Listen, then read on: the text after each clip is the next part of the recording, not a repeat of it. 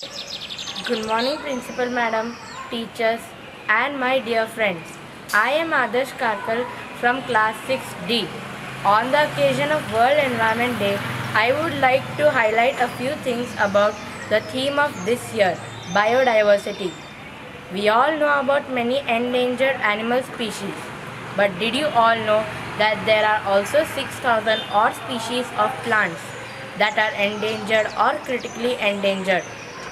India, with its different soil types, climatic conditions, ecology, is home to approximately 50,000 plant species of the world. Among the 35 biodiversity hotspots in the world, India itself has 4 hotspots, namely Himalayas, Indo-Burma, Western Ghats, and Nicobar Islands. But in the recent times, 20% of the plant species that grow in these biodiversity hotspots have been either classified as endangered or threatened. The International Union for Conservation of Nature, which is the global authority on the status of the natural world and the measures needed to safeguard it, has recorded 176 species of Indian plants on its red list of endangered plants. A few plants that are endangered in Karnataka are Arshina Balli, ebony tree, which is used to make furniture, and Sampige. I would like to highlight about Arshina Balli. The scientific name is Coccinum fenestratum. It is also called tree turmeric. It is a flowering woody climber. Its habitat is from India to Indonesia, and it can only thrive in tropical climate and prefer dense evergreen rainforest with fertile soil and high moisture.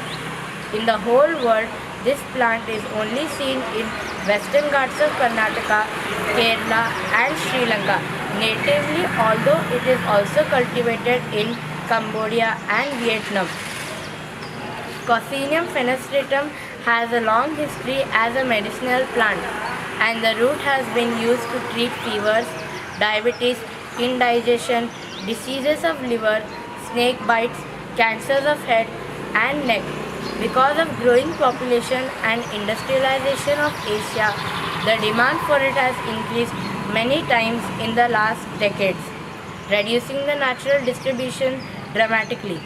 It is therefore now listed as rare and critically endangered in many of its habitats, including India. In India and Sri Lanka alone, the population of this plant has reduced by 80% over a period of 75 years, which is 3 generation span of the plant, which means each generation to generation it takes 25 years, which also means there are hardly any mature plants left. The main reason for this being opportunistic gathering by local people, deforestation and pesticide pollution. To conserve these plants, government has restricted trade and it is illegal to export Arshina Balli from India. Still, an estimated 150 tons of the plant is traded each year illegally. Friends, one of the ways we kids can maintain biodiversity in our capacity is 1. To convert a portion of our grassy lawns or any other open spaces into a diverse area by planting local native flowering plants, local vegetable garden or a variety of local bushes. 2. See that you buy local and native vegetables and fruits. Avoid buying genetically modified varieties, that is hybrid varieties. Buy organic. 3. Use organic and biopest control techniques.